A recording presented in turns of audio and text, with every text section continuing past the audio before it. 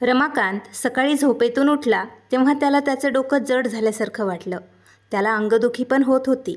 रात्री त्याला ताप पण आला होता. त्याला सकाळी उठायला थोडा उशीर झाला. तो सकाळी उठून रूम बाहेर आला तेव्हा लहान सुनबाई नाश्ता करत होत्या. तेव्हा रमाकांतने त्याच्या बहिणीकडे पाहिले तर ती कॉलेजला जाण्यासाठी तयार होत होती. रमाकांत त्याच्या बहिणीला म्हणाला, अनन्या, मला जेवण वाढ, माझी तब्येत बरी नाही, मी नाश्ता करून टॅबलेट खाईल. तेव्हा ती म्हणाली, दादा प्लीज, आता मी कोणतेही काम करू शकत नाही. मी माझ्या नखांना आत्ताच नेल पॉलिश लावला आहे. तुम्ही नाश्ता हाताने घ्या. रमाकांतला आश्चर्य वाटलं. त्याची तब्येत बरी नाही आणि त्याची बहीण त्याला नाश्ता द्यायला नकार देत आहे. तरीही तो मनात नसताना स्वयंपाकघरात गेला. तेव्हा तिथे नाश्ता तर शिल्लकच राहिला नव्हता. फक्त पोळी डब्यात एक चपाती ठेवलेली दिसत होती आणि भाजी तर शिल्लकच नव्हती. तो हॉलमध्ये आला आणि त्याची आई रमाजी यांना म्हणाला, आई, माझ्यासाठी नाश्ता शिल्लक नाही का?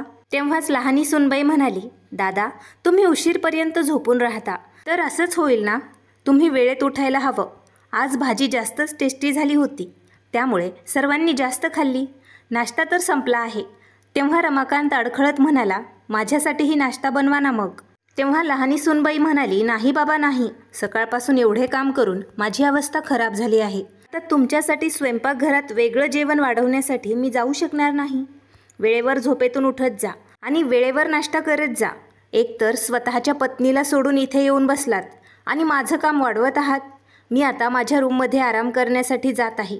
एवढं बोलून ती तिथून निघून गेली. रमाकांत थक्क होऊन पाहत राहिला. तो विचार करत होता, हे घर माझं नाही का?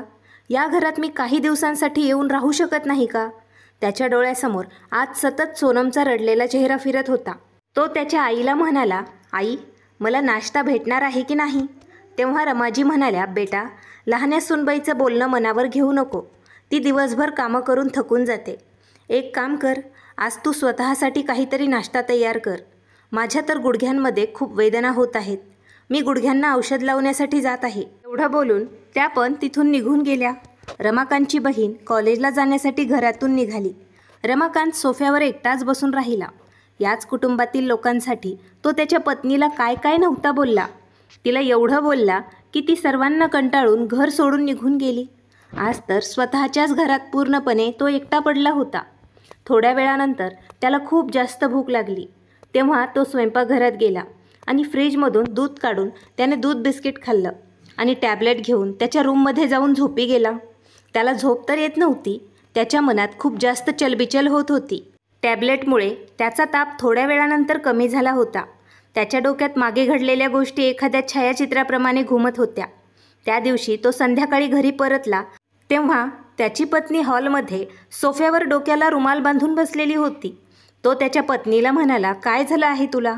तेव्हा सोनम म्हणाली, ऐका ना, माझी तब्येत आज बरी नाही. आज मी स्वयंपाकही बनवलेला नाही. प्लीज मला डॉक्टरांकडे घेऊन चला. तेव्हा रमाकांत रागात म्हणाला, एकतर दिवसभर मी कामं करून येतो, वरतून घरात खायला प्यायलाही मला भेटत नाही आणि थोडीही तब्येत खराब झाली तर डॉक्टरांकडे जाण्याची काय गरज आहे तुला? तेव्हा सोनम चकित होऊन म्हणाली, गेल्या एका आठवड्यापासून मला ताप आहे, तरीही मी घरातील सर्व कामं करत आहे ना. आज सकाळी तर मला उठता पण येत नव्हतं. तुम्ही प्लीज मला डॉक्टरांकडे घेऊन चला ना. तेव्हा रमाकांत रागात म्हणाला, मी एवढी मेहनत करून कामं करतो, माझ्याकडे एवढे फालतू पैसे नाहीत डॉक्टरांकडे नेऊन पैसे उडवण्यासाठी.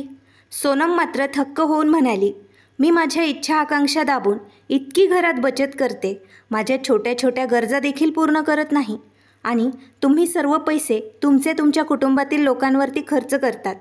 फक्त माझ्यासाठीच पैसे नसतात तुमच्याकडे. रमाकांत रागात म्हणाला, मी कधी माझ्या कुटुंबावर पैसे खर्च केले? सोनम लगेचच तिच्या रूममधून तिचा पासबुक घेऊन आली आणि म्हणाली, हे बघा, हे 10,000 रुपये तुम्ही तुमच्या आईच्या अकाउंटमध्ये ट्रान्स्फर केले आहेत ना. पासबुक पाहून रमाकांतच्या डोळ्यात राग उतरला. तो म्हणाला, अच्छा, आता तू माझी जासूसी करणार आहेस का? हीच गोष्ट असेल तर तू एक कान खोलून ऐक. तू घरात तुझ्या छोट्या छोट्या गरजा पूर्ण न करता पैशांची बचत कर. ते पैसे मी माझ्या भाऊ आणि बहिणींवर खर्च करेल. मी पण बघतो मला कोण अडवणार आहे. माझे भाऊ बहीण मला माझ्या पत्नीपेक्षा जास्त महत्त्वाचे आहेत. सोनम आता रडू लागली, कारण तिने तिच्या छोट्या छोट्या गरजा पूर्ण न करता एक एक पैसा बचत केला होता. ती भरलेल्या कंठाने म्हणाली, तुम्ही तुमच्या घरातील लोकांवर पैसे खर्च करा, मी तुम्हाला काही म्हणणार नाही, परंतु कमीत कमी तुम्ही तुमच्या पत्नीच्या गरजा तर पूर्ण करू शकता ना. रमाकांत म्हणाला, तुला 2 टाईमचं जेवण मिळत आहे ना, या घरात अजून तुला काय हवं आहे? सोनम रडत म्हणाली, पैसे बचत करण्यासाठीच ना मी कुठे फिरायला जाते, ना नवीन कपडे खरेदी करते. मी तुझी पत्नी आहे. मी आजारी पडल्यानंतर तू मला डॉक्टरांकडेही नेऊ शकत नाहीस का? मी कुठे तुम्हाला मोठे मोठे हट्ट करत आहे? असं सोबत राहण्यापेक्षा चांगलं असेल मी हे घर सोडून निघून जावं. तुला तर माझी काही काळजीच नाही. रमाकांत रागात म्हणाला, हो, तुला घर सोडून जायचं असेल ना तर तू जाऊ शकतेस. कोणाला ऐकवत आहेस इथे? मला पण तुझ्यासोबत या घरात राहून कंटाळा आला आहे. मी पण माझ्या घरी परत जाईल. मला माझ्या कुटुंबियांसोबत राहण्याचं मन होत आहे. तुझ्यासाठीच मी माझ्या कुटुंबियांना सोडून इथे येऊन पडलो आहे. सोनम आता रागात म्हणाली, माझ्यामुळे कसं काय? तुमचं घर लहान आहे. आपल्या लग्नानंतर जेव्हा तुझं प्रमोशन झालं तेव्हा तुला कंपनीतर्फे नवीन फ्लॅट भेटला होता. तेव्हा तुझ्या आईवडिलांनी स्वतःहून सांगितलं होतं, तुम्ही तुमच्या नवीन फ्लॅटमध्ये शिफ्ट व्हा. त्या लोकांनी स्वतःहून आपल्याला वेगळं केलं होतं. जेव्हा तुझ्या लहान भावाचं लग्न झालं तेव्हा त्या लोकांनी आपली रूम त्यांना दिली. या सर्व गोष्टीत माझी चूक कुठे आहे? रमाकांत म्हणाला, माझ्या आईवडिलांनी अगोदरच पाहिलं होतं तू किती कडक स्वभावाची स्त्री आहेस. याच कारणाने त्या लोकांनी आपल्याला घरातून काढून दिले आहे. सोनम म्हणाली, ठीक आहे, मी जाते या घरातून निघून. तेव्हा कदाचित ते लोक त्यांच्या कुटुंबात पुन्हा तुम्हाला घेतील. सोनमला अजून जास्त काही ऐकायचं नव्हतं. ती गप्प तिच्या रूममध्ये गेली आणि कपडे पॅक करू लागली. तापेच्या अंगाने उठून ती घराच्या बाहेर जाऊ लागली.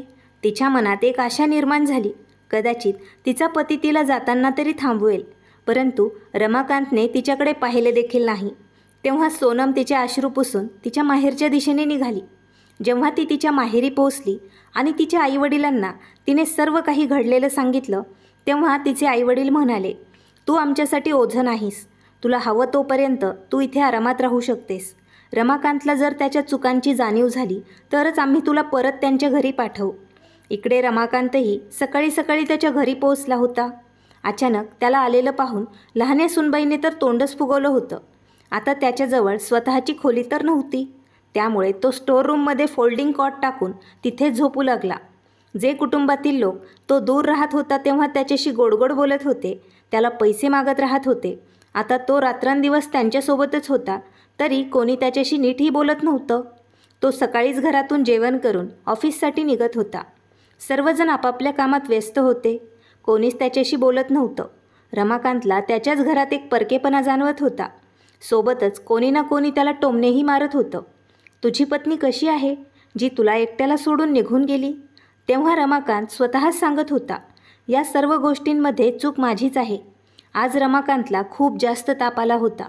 तरीही घरातील कोणालाच त्याची काळजी नव्हती. त्याचे मन विचलित होत होते. त्याची पत्नी माहेरी जाऊन आज 1 महिना पूर्ण झाला होता. आता त्याला राहावलेच नाही. त्याने त्याच्या पत्नीला कॉल केला. सोनमने 2 रिंग जाताच कॉल रिसीव्ह केला. रमाकांत काही बोलू शकला नाही. सोनम थरथरत्या स्वरात म्हणाली, रमाकांत, काही बोलणार आहात की नाही? रमाकांतच्या संयमाचा बांध फुटला. त्याच्या डोळ्यातून अश्रू वाहू लागले. तो रडत म्हणाला, मला माफ कर सोनम. मला माझ्या चुकांची जाणीव झाली आहे.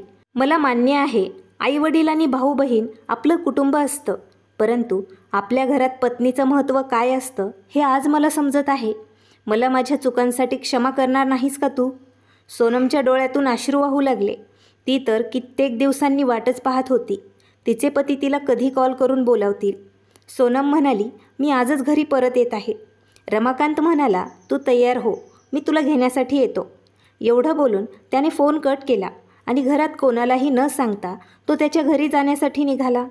त्याला समजत होतं, लग्नानंतर आपण घरातील नाते कितीही प्रामाणिकपणे जपलं तरी पती पत्नीच्या नात्याची वेगळेच महत्त्व असते आणि आज त्याला त्याचं महत्त्व समजत होतं.